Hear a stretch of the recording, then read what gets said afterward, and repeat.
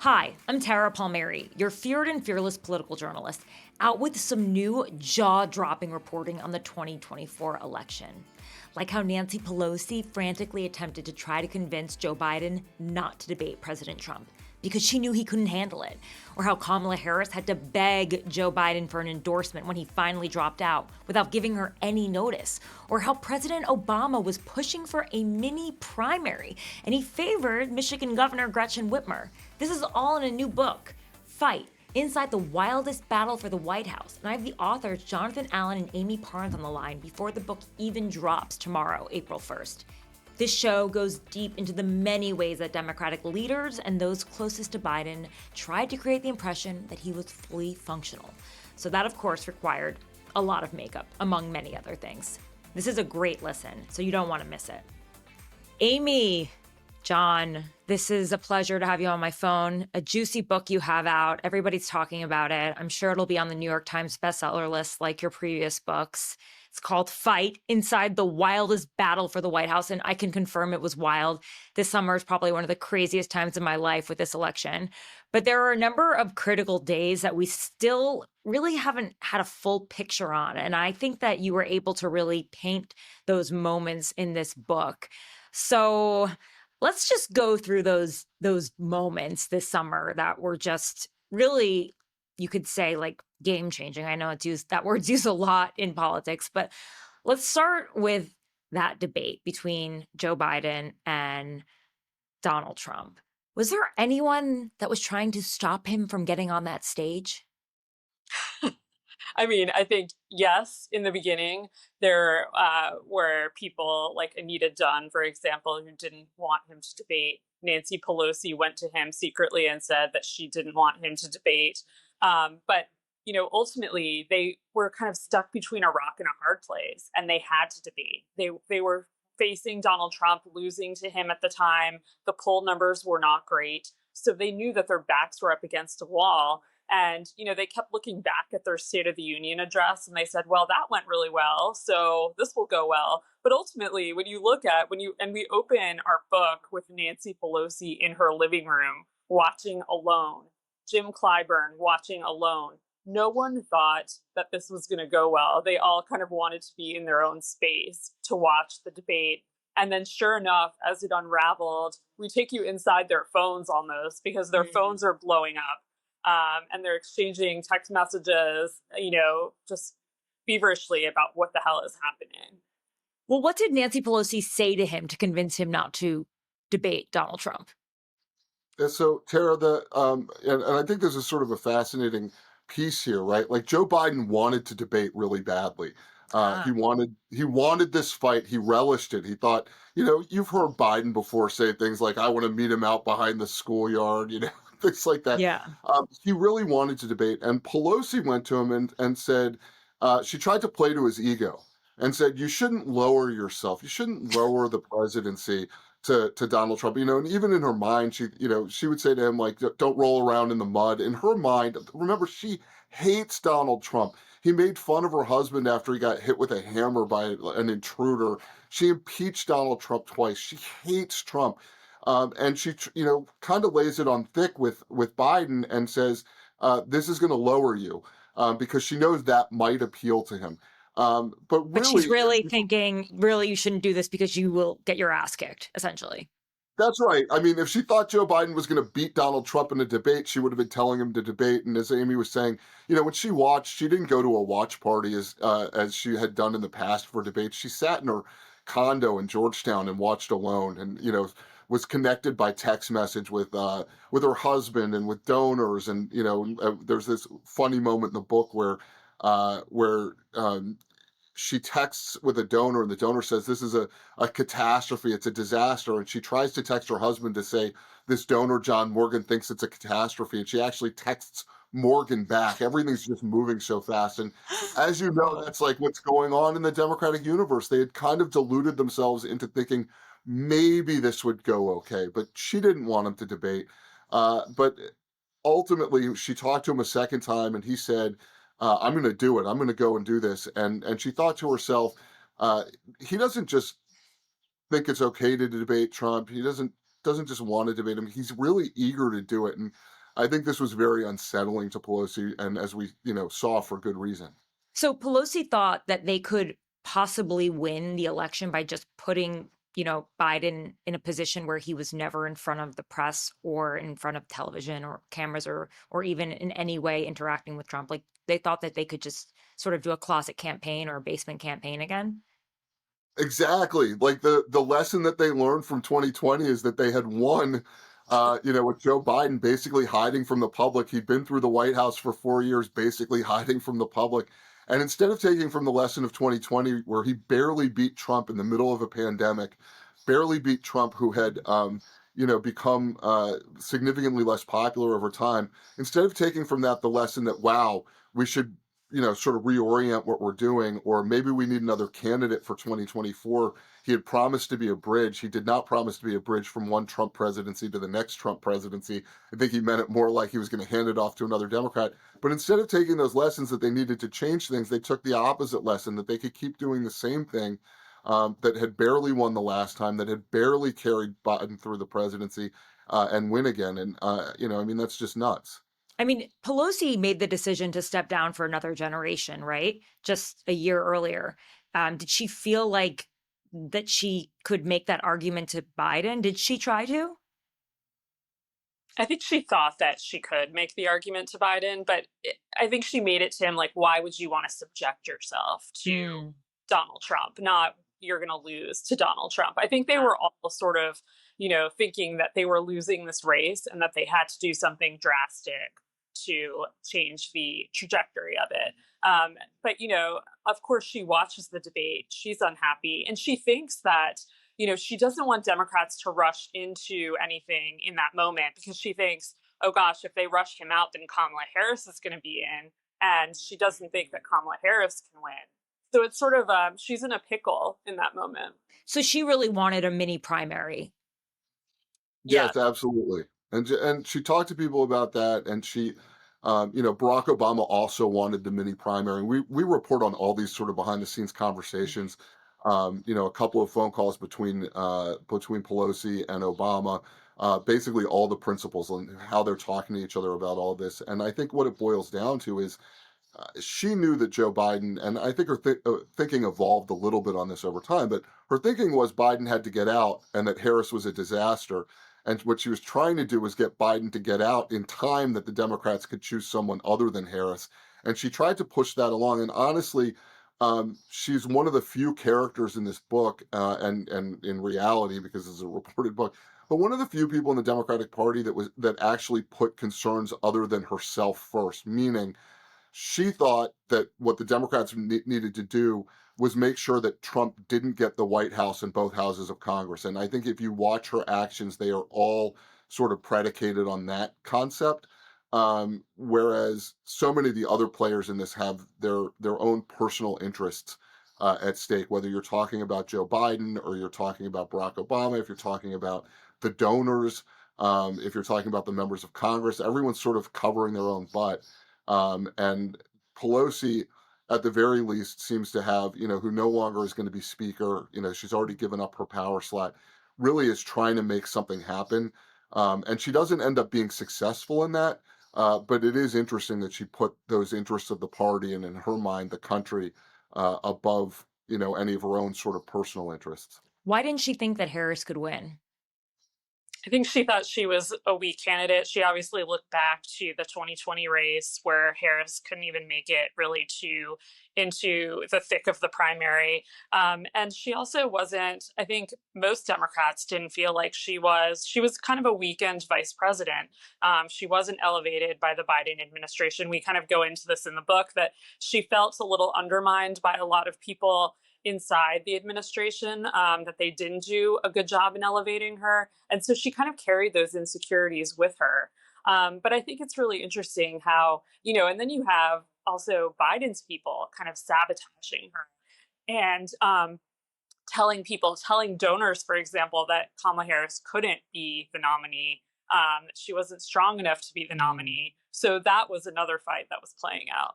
So you to save Biden. Oh, I'm sorry, Tara. No, Just to say that they tried to save Biden his team tried to save Biden, tried to make sure that he could breathe, that he could keep his head above water by trying to drown Kamala Harris in the weeks between the debate and when Biden actually got out. So for 3.5 weeks, she's taking hits behind the scenes from Biden's closest advisors.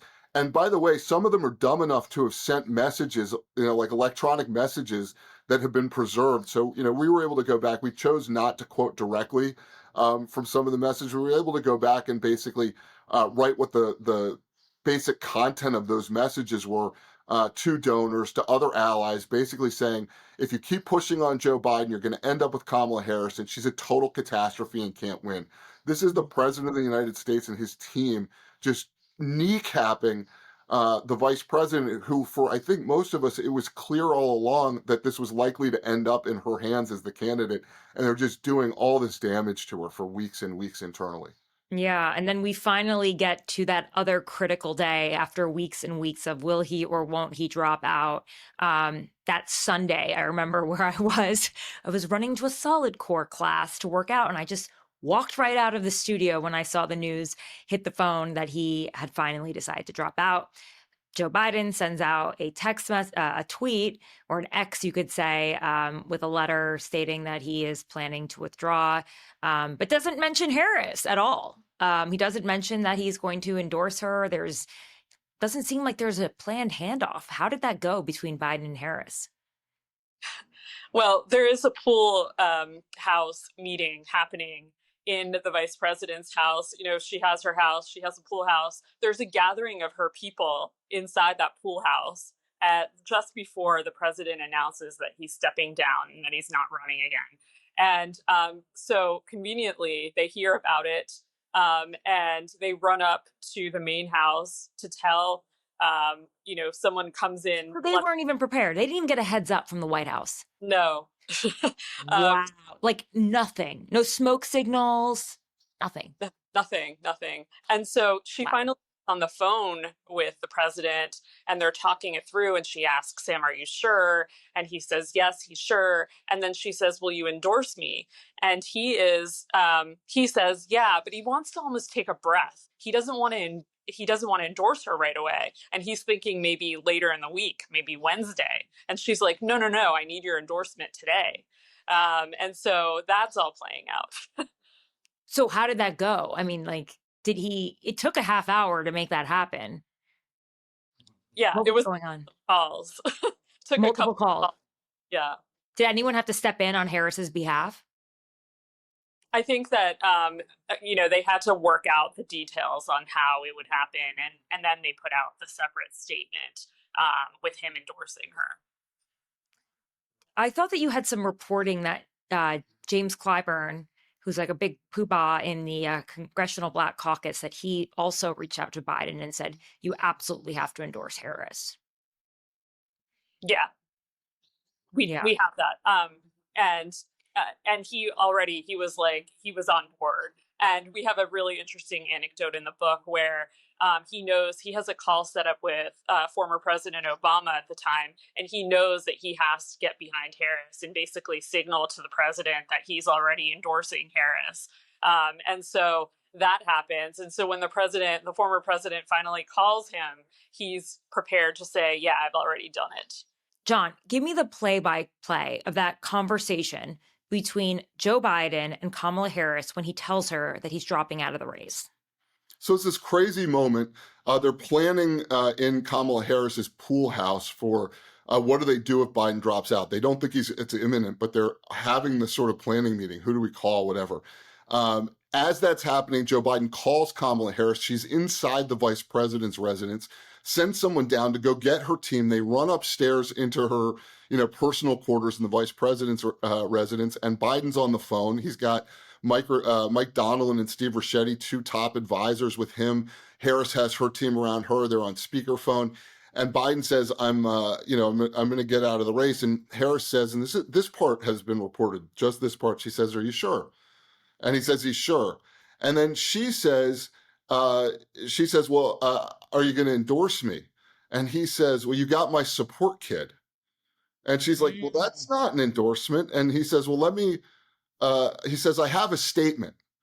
And she goes, well, does it endorse me? And he says, well, let me read you the statement. And he reads her the statement, and it doesn't endorse her. And she's like, Joe, you got to endorse me. And he says, well, maybe He like doesn't even mention her name. right. And then he goes, well, maybe I'll endorse you on Thursday, like 3 or 4 days later. Meanwhile, Obama and Pelosi want an open convention. They want like a mini primary, an open convention. There's going to be a race the minute Joe Biden announces that he's out to lock down the delegates that he is giving up. And Kamala Harris is like, I got to lock this down immediately, or I might face an open convention. And Biden's like, I want to stay in the spotlight for a few days. I want to take some sort of victory lap, right? Like, I'm getting out. I'm like George Washington. I'm voluntarily giving up power. What a patriot. It's all about Joe Biden, right? Like, that's where his mind is. And she's like, no, Joe, you have to endorse me now. If you don't endorse me now, everyone's going to think that you're not going to endorse me. They're going to think that you made a bad pick in making me vice president because you're not willing to endorse me immediately. She goes through all this and he says, well, you've made a few good points. And he said, let me talk to my team. And so they get off the phone, and Harris and her team rush to write a statement of him endorsing her so that they can like hand it to his team. They get back on the phone. They're like, hey, here's an endorsement. You can make this endorsement.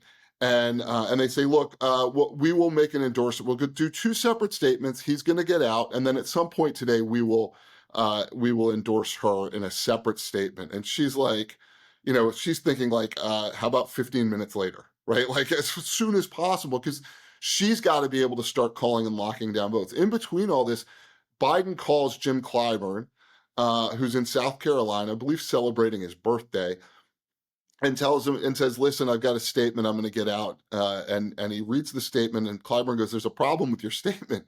And Biden's like, what is it? And he goes, you don't mention Kamala Harris. You're going to have to endorse her. And Biden says, well, yeah, I'll eventually endorse her, but I'm going to leave my statement as is. And Clyburn's like freaking out. He's like, I don't know what to do. He wants to be able to endorse Kamala Harris himself immediately. He needs Biden to get out of the race before he can do that. He's got a 5:30 p.m. phone call set up with Barack Obama. He knows Obama's going to push him to support this, this contested primary open convention idea. And he wants to be able to tell Obama to go pound sand. So in order to do that, he has to have already endorsed Harris himself. So ultimately, that's what Clyburn does, and it's ultimately what Biden does. Biden puts out the first statement, then about half an hour later, he puts out the second statement, launching the Harris campaign's effort to lock down all these delegates. And then Clyburn gets on the phone with Obama at 5:30 p.m. and says, Mr. President, I have already endorsed Kamala Harris. You need to get behind the vice president. It has to be her. And then their phone call lasts less than a minute, helping foil Barack Obama's plans to have this open convention. Like a wild day, never reported at the time that Harris was ready to launch that whip operation, never reported at the time that she had to beg Joe Biden to issue an endorsement the same day. If he doesn't do it, disaster for her. I was always wondering what happened between that half hour. When we were all on our toes, what's going to happen? I actually recorded a podcast at that time, and it was like, he can't just endorse her. He has to have it has to be a democratic process. Who did Barack Obama and Nancy Pelosi want to win in this open primary? I mean, they must have had someone in mind. That's a great question. Obama loved the governors, generally speaking, and we were told that he had a particular affinity for Gretchen Whitmer. Okay. Thought that she would be a good person.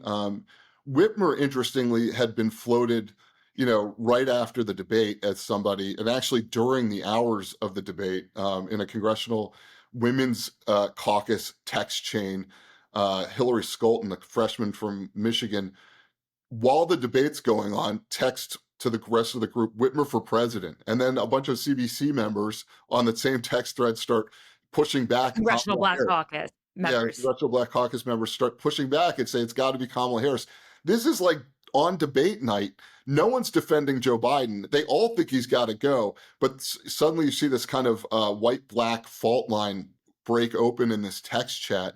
Whitmer, her name is surfacing online, and Democratic leaders are talking about her, and she actually calls Kamala Harris, a few days after the debate, and basically says, "Look, I'm not running for president.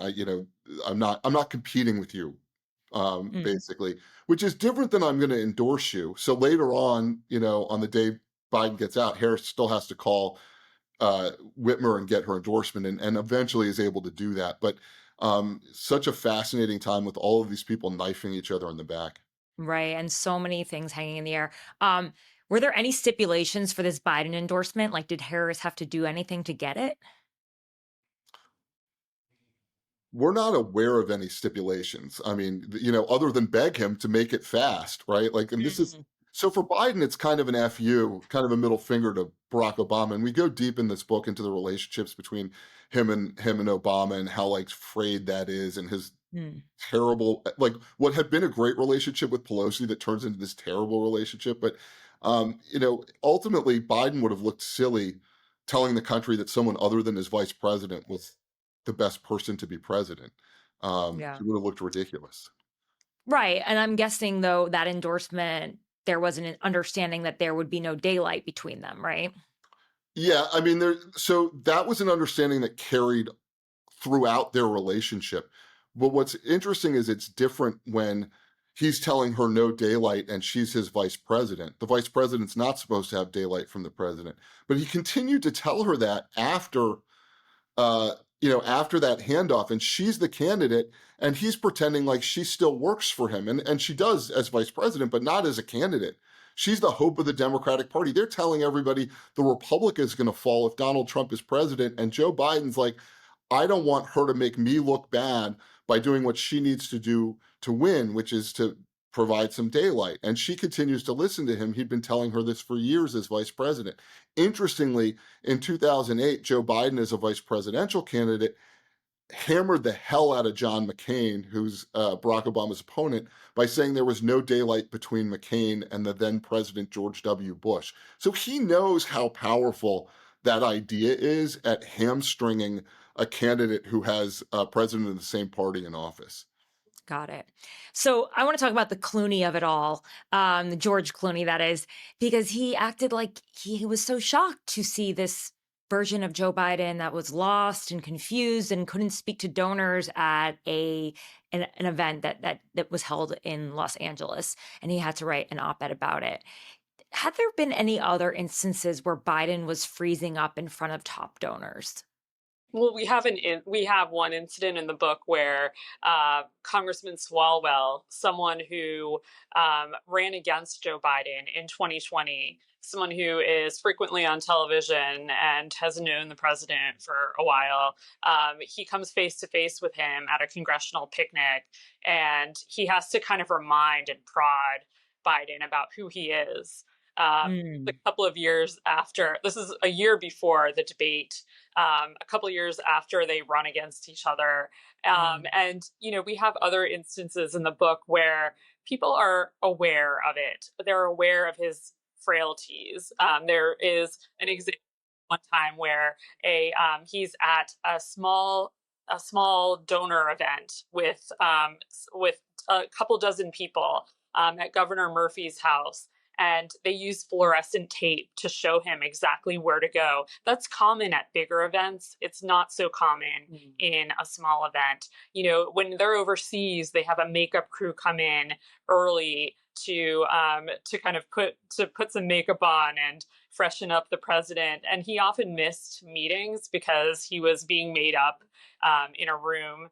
So there were obviously moments throughout where people knew exactly what was happening. It was happening right in front of them. Right, and he used a teleprompter at a donor event, right, to talk to people, and then he would lose his train of thought. That's been reported, and he tended to wander off, like, even during interviews. I remember that, but, at events with donors, like, how did the aides present a person who seemed cogent and coherent? Well, look, I don't think they did a very good job of that, to be honest with you, Tara. I mean, I think most of us knew that the president was not in public settings very often, and when he was not handling it very well. One of the things you were asking about moments where he was clearly in decline. The same day that he wandered off the set of Nicole Wallace's show on MSNBC, folks might remember this clip going viral. She had yet to go to commercial break, and he just gets up from his chair and walks away, like kind of wandering off. That same day, there's a fundraiser. This is in, I believe, June of 2023, but like well before the election.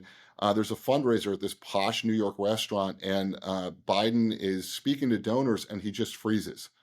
Wow. And everyone's looking around going like, what is going on here?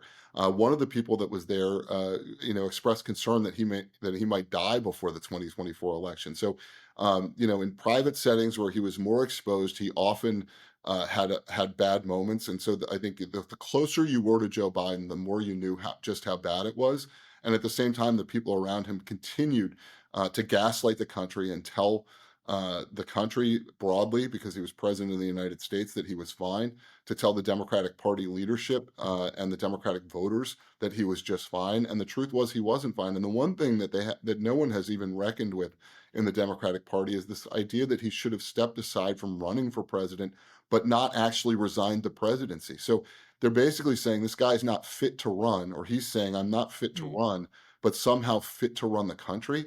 Yeah, I that's think always been, I've always said that. I was like, how is this square? Yeah, you can't possibly square that. And they still haven't reckoned with that. And there was such a long period of gaslighting, and the Democrats allowed that to continue to go on from the leadership level. Because, like I said, the closer you were to him, the more you noticed that he was not in a good place to, basically he had diminished faculties. And it's not linear. It's not like every day is worse than the previous day. I mean, when people are losing it, when they're less capable, Mm. um, some days are better than others. Some hours are better than others. But there were plenty of hours where he was not in a good place to be running the country, and the leadership of the Democratic Party, starting with Biden, refused to level with the American people about that. Yeah, I mean, it definitely is a huge stain on the Democratic Party, but it kind of kept going even into the Harris campaign.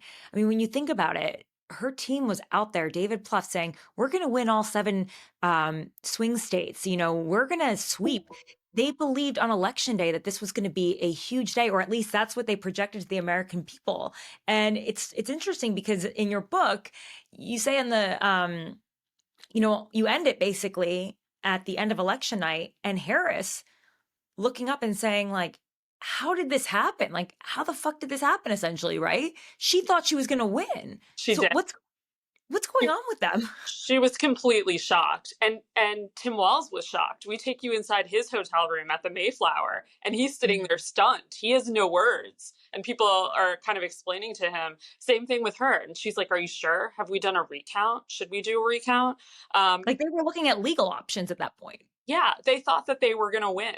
And so, when they come back now and say, "Oh no, we didn't really have a chance." No, that's not what they were thinking. They thought they were going to win. Or did they know it and just tell people? Because I think that's another thing. A lot of people stopped watching television afterwards because they, at least like cable news, because they felt like they were being misguided on what was going to happen in the People election. inside the campaign that said that they felt gaslit by the leadership, and everyone was basically telling them that things were looking good, and Kamala Harris was looking at her crowd size, and she was looking, they felt like the vibe was strong, and people were saying, "Oh, we have more boots on the ground."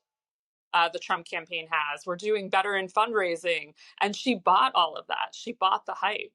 And so did a lot of people in the campaign. Yeah. I find it really rich that the Biden team is trying to malign your reporting because they say you haven't fact checked with them. But, like, are they really a credible source?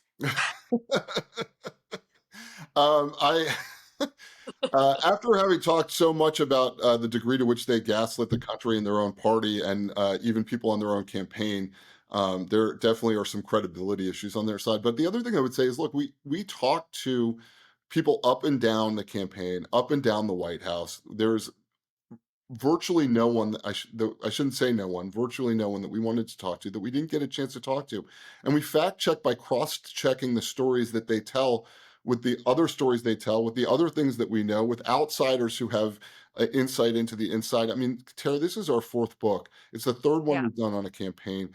I think people who read Shattered about the 2016 campaign came away rightly believing that we got inside the Clinton campaign in a way that nobody ever had before, inside the Clinton orbit in a way that nobody ever had before. The Biden people tried to denigrate our last book, Lucky, how Joe Biden barely won the presidency, because they tried to suggest that he had, won by a huge margin. He had won by 44,000 votes over 3 states. So like we're used to people coming at us. We stand by our reporting. Our sources are impeccable. And if they wanted us to send them a transcript or send them a copy of the book and let them choose what was true and what was not, would have ended up with a book that was false and misleading, much like the Biden White House and the Biden campaign at the end. Yeah. It's interesting too, because you wrote about the fact that the party operatives were planning a contingency plan in case of his death or withdrawal, while we all did reporting. And if you ever mention the even idea of a withdrawal, it was like, you're a hack, you're this, you're that, your newsletter is just an email, like the attack and the abuse. But here you're reporting all along, they were fully aware that that was something that was in the cards.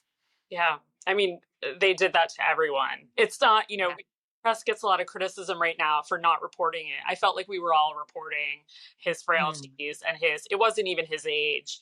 Bernie Sanders is old and he's out on the trail right now communicating every single day, and no one is accusing him of his mental acuity. And so I think it's not about age. And I think, yes, they did attack the press. I think that the press is, their fall guy right now, and it's obviously very unwarranted.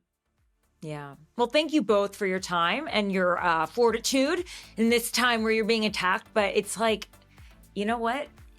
You're going to shoot the messengers. That's pretty low. If you like this episode, please smash that subscribe button, because I'll be back again soon.